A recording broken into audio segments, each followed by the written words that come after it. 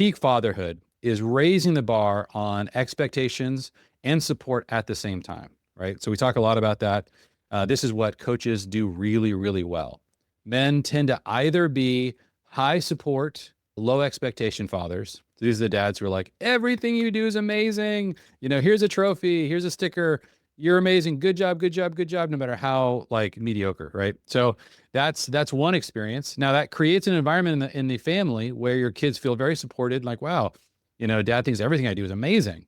And so a lot of times we as fathers, we love that feeling. And I really struggle with being kind of the high support, low expectation father. The problem is, of course, it doesn't really help your kids perform well. And there is elements of life. This is not all of life. This is not the gospel, but there are elements of life in which it's really important that your kids be coached into their potential, right? They have a high potential. And oftentimes the only way you can reach that potential is if somebody's raising the bar. And if dad is always lowering the bar so he can demonstrate high support, your kids are going to underperform what they could have become in certain areas of their life. Again, not their value.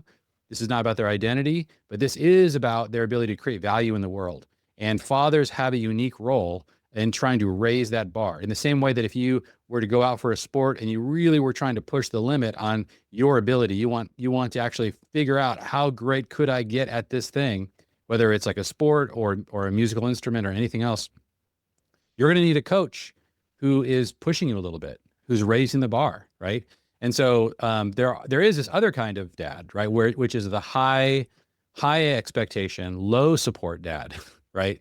And so this is the disappointed dad, who's like A minus. What happened there? What's your problem? It's like nothing you can do could ever please him, even if he doesn't care about maybe your unique challenges that you face in trying to achieve these things, but everything is this fixed impossibly high bar that nobody is able to reach, and he's just disappointed all the time.